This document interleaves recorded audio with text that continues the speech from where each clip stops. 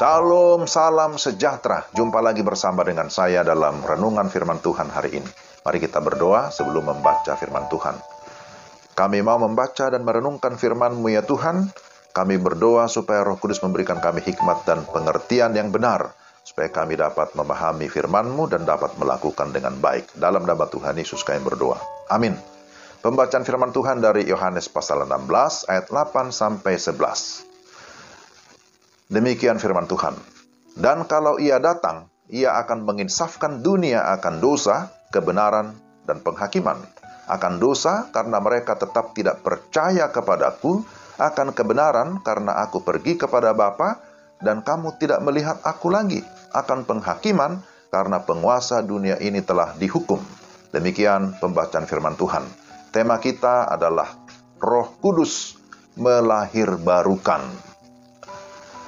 Saudara yang dikasihi Tuhan, Alkitab mencatat bahwa semua manusia sudah berdosa, dan upah dosa adalah maut.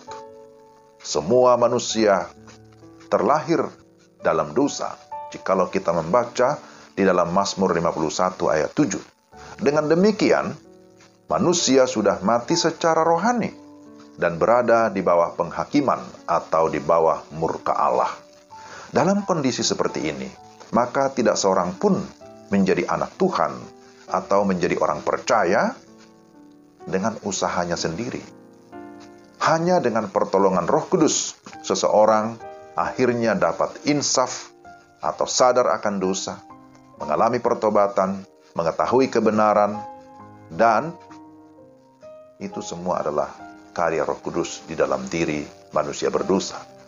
Jadi, saudara, Roh Kuduslah yang melahirbarukan, atau disebut dengan istilah melahirkan kembali manusia secara rohani. Ini benar-benar adalah anugerah semata-mata, bukan hasil atau usaha manusia ataupun perbuatan baik manusia.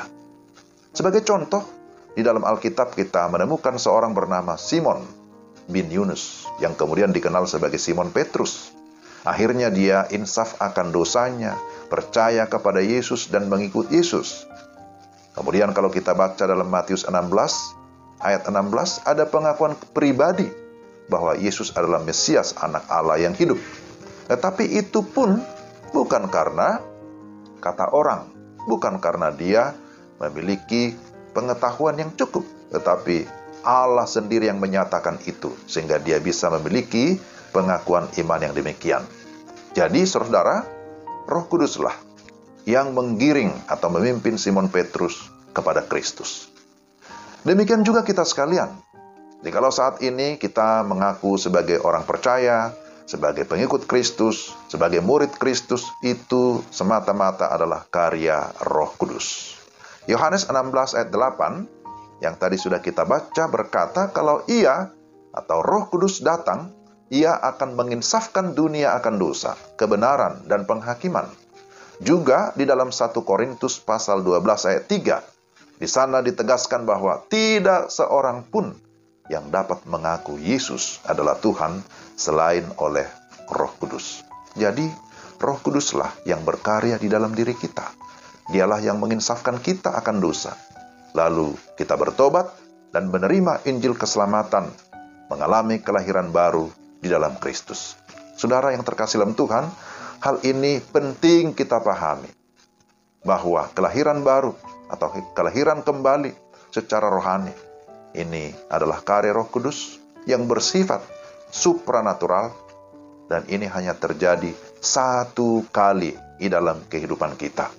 Roh Kuduslah yang memberikan kita kemampuan agar kita bisa hidup sesuai dengan kehendaknya. Orang yang sudah mengalami kelahiran baru, maka dia juga akan memiliki satu jaminan kepastian masuk ke dalam kerajaan Allah. Yohanes pasal 3 ayat 5. Sampai dengan sekarang, Roh Kudus terus bekerja menginsafkan manusia-manusia berdosa, agar mereka bertobat dan dilahirkan kembali. Bagian atau tanggung jawab kita adalah tetap setia memberitakan kebenaran firman Tuhan. Kita memberitakan Injil kepada mereka yang belum percaya. Dan selanjutnya, Roh Kuduslah yang akan bekerja dan menggerakkan orang-orang untuk berbalik dari dosa dan percaya kepada kebenaran firman Allah. Sekali lagi, Roh Kuduslah yang berkuasa melahirbarukan, sehingga kita sekarang menjadi manusia baru yang terus dibaharui secara progresif terus-menerus agar kita semakin menyerupai Yesus Kristus. Pertanyaannya, apakah saudara sudah yakin bahwa saudara sudah mengalami kelahiran baru secara rohani? Jika sudah, puji Tuhan. Tapi jika belum atau masih ragu, responi firman Tuhan. Sadari akan dosa, akui dosamu, minta pengampunan, dan sekarang percaya dan terimalah Yesus di dalam hati sebagai Tuhan dan Juru Selamat secara pribadi. Maka Roh Kudus akan mendiami orang-orang percaya, akan memenuhi dengan damai sejahtera dan sukacita. Mari kita sungguh-sungguh menyerahkan hidup kita kepada Roh Kudus. Dialah yang akan melahirbarukan, Dia akan memimpin kita senantiasa hidup menjadi manusia baru. Mari kita berdoa. Tuhan, terima kasih untuk firman-Mu. Mampukan kami untuk kami dapat melakukan di dalam hidup kami sehari-hari. Dalam nama Tuhan Yesus kami berdoa. Amin. Demikian renungan kita hari ini. Kiranya Tuhan memberkati kita sekalian dan selamat beraktivitas. Shalom.